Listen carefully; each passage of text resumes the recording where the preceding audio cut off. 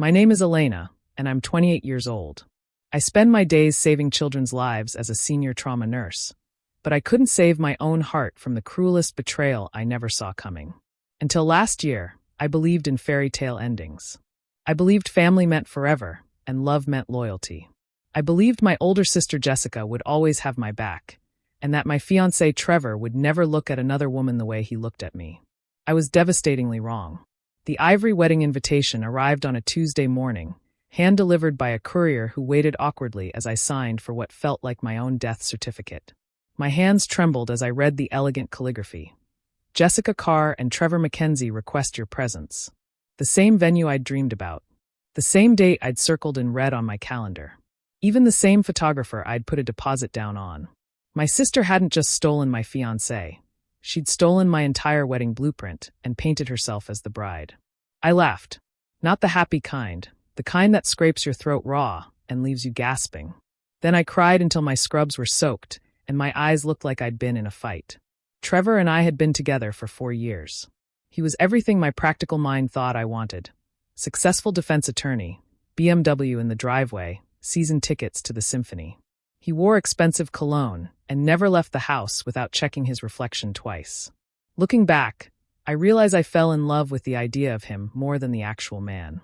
Jessica was the golden child who could do no wrong. Blonde hair that caught light like spun silk, blue eyes that made everyone lean in closer, and a smile that could convince you to hand over your wallet while thanking her for the privilege. She collected men's attention like some people collect stamps, methodically and with genuine pride in her growing collection. When Trevor proposed last Christmas, Jessica's reaction should have been my first warning. She hugged me too tight, held my ring up to the light too long, and whispered in my ear, "Finally, I was wondering when you'd find someone who could actually keep up with you." The emphasis on actually should have sent me running. But I was blinded by the diamond on my finger and the future I thought we were building. The small signs started immediately. Jessica began dropping by our apartment more often, always with some excuse. Returning a book, picking up a sweater she'd forgotten, needing to borrow something that never seemed to exist when she arrived. Trevor would light up when she walked in, suddenly more animated than he'd been all week. One evening, I came home early from a brutal shift to find them on my couch, sharing a bottle of the wine I'd been saving for our anniversary.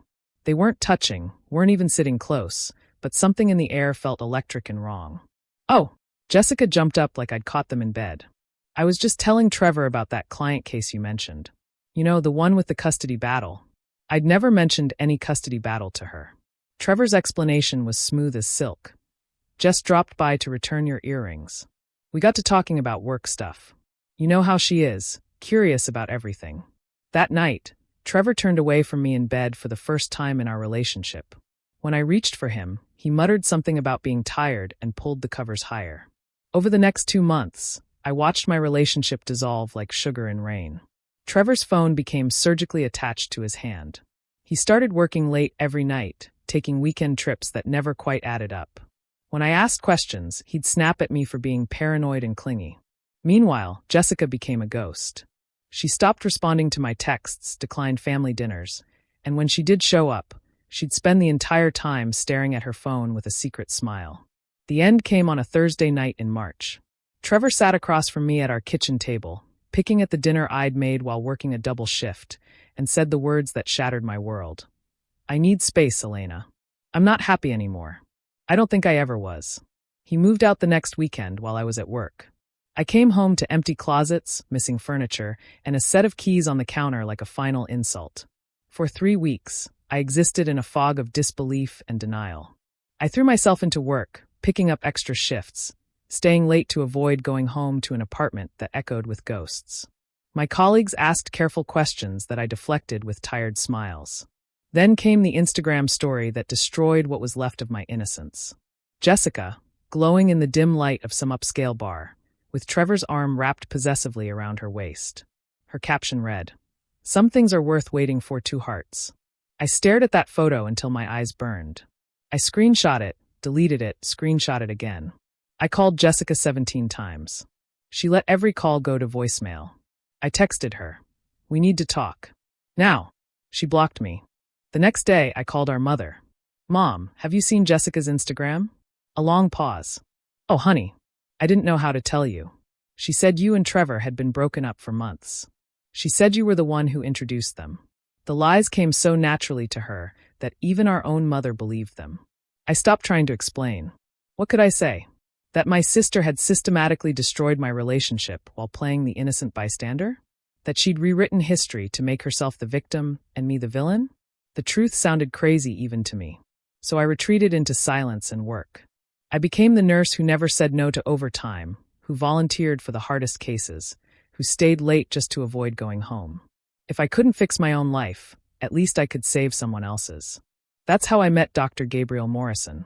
He was covering for one of our trauma surgeons during a particularly brutal night shift. I first noticed him during a code blue, calm in the chaos, precise in his movements, commanding without raising his voice. His hands never shook. His eyes never left the patient.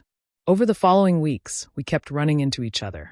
Hospital elevators, the break room, the parking garage after long shifts.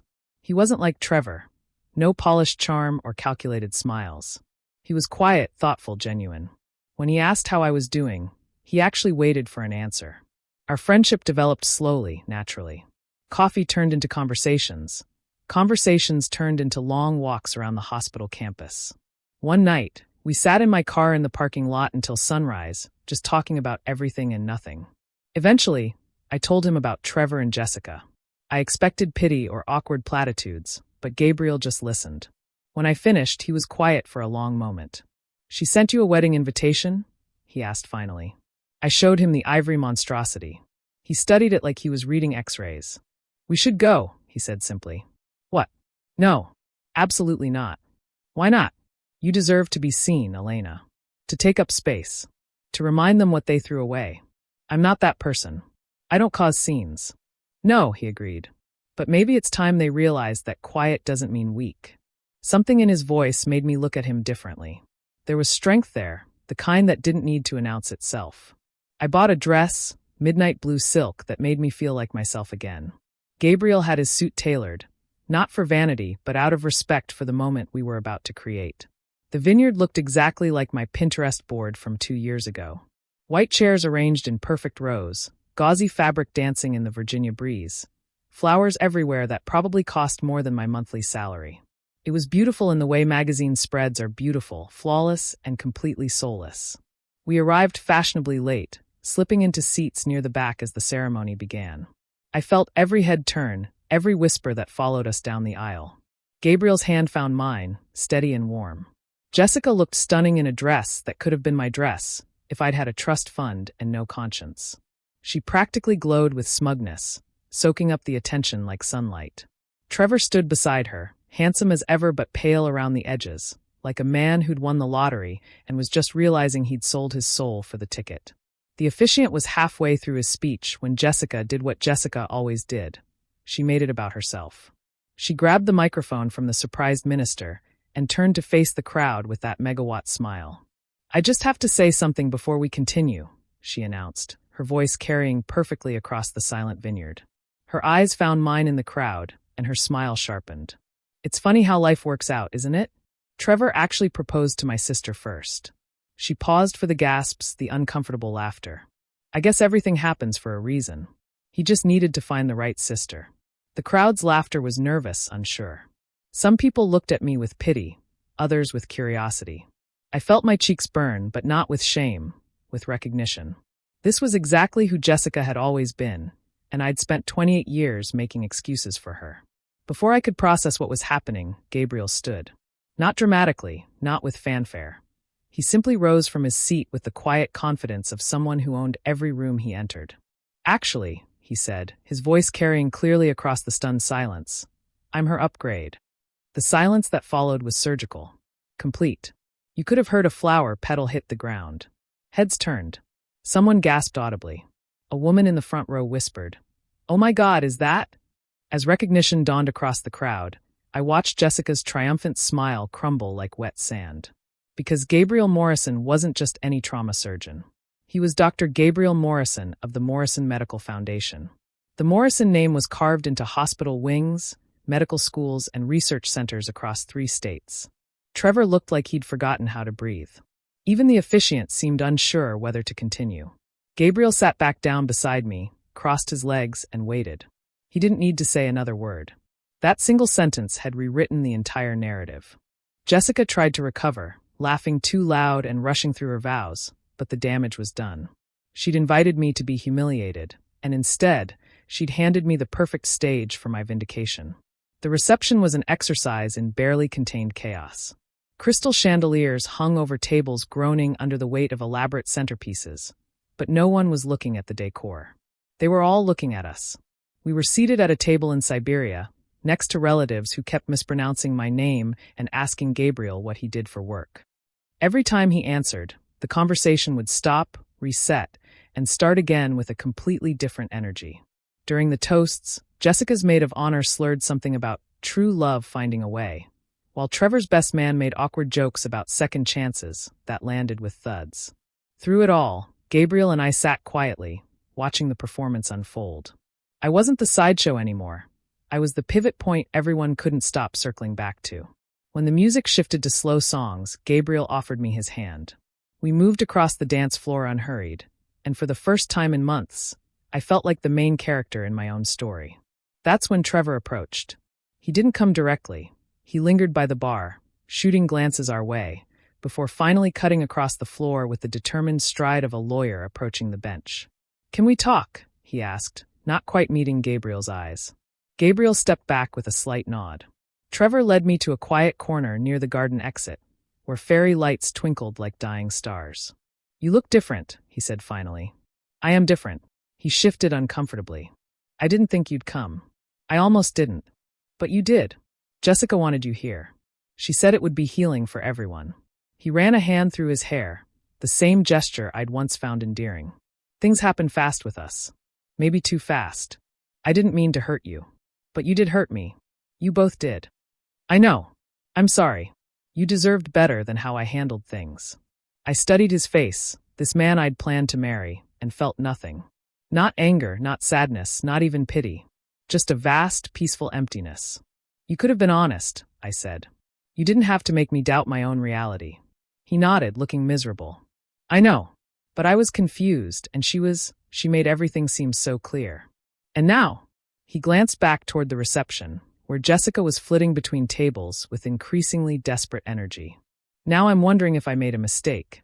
I almost laughed. "That's not my problem anymore, Trevor."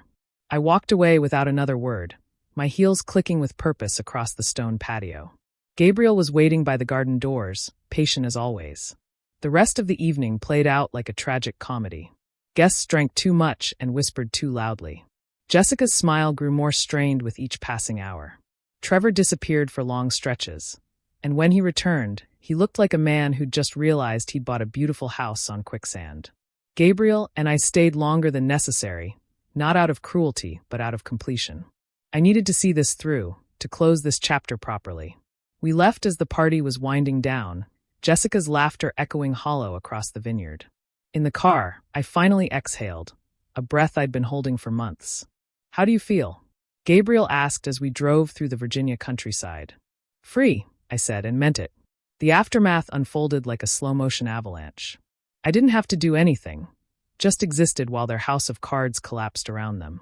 Within a week, stories began circulating. Not ones I started, but ones I didn't correct.